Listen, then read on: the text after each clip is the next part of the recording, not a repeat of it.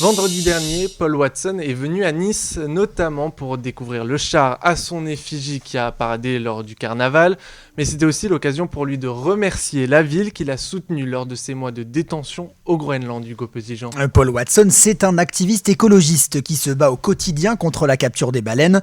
Plusieurs fois, il aborde illégalement des navires étrangers pour les faire échouer dans leur mission.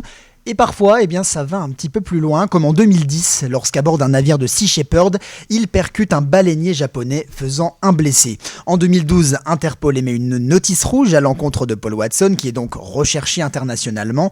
En juillet 2024, il est arrêté et détenu au Groenland, en passe d'être extradé vers le Japon, qui demande à juger le militant. C'est alors qu'une bataille commence pour demander sa libération. Bataille dans laquelle Nice l'a beaucoup soutenu. Oui, Christian Estrosi avait décidé d'afficher une banderole sur le fronton de la mairie de Nice pour demander sa libération.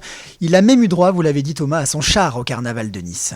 Nice a été une des villes de France à se mobiliser. Et naturellement, lorsque vous voyez sur notre carnaval de Nice aujourd'hui ce char à son effigie en train de briser ses chaînes, pour nous c'est un temps de liberté que nous partageons avec lui.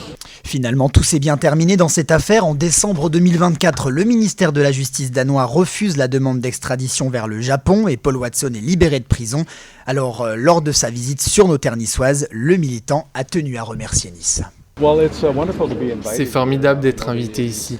Vous savez, la ville de Nice m'a beaucoup soutenu lorsque j'étais au Groenland. Et je pense qu'elle a contribué à convaincre le ministre danois de la Justice de me libérer.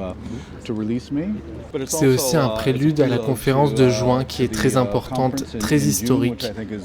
Et je pense qu'il y a de bonnes chances que nous puissions voir un réel changement si nous parvenons à signer cette loi et à impliquer suffisamment de pays.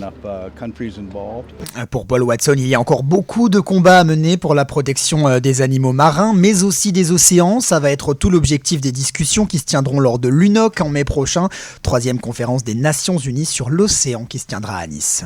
Le problème est que nous avons toutes ces règles, lois et traités sur les océans, mais ils ne sont pas appliqués. Il y a un manque de motivation économique et politique et nous devons vraiment la faire naître si nous voulons protéger les océans.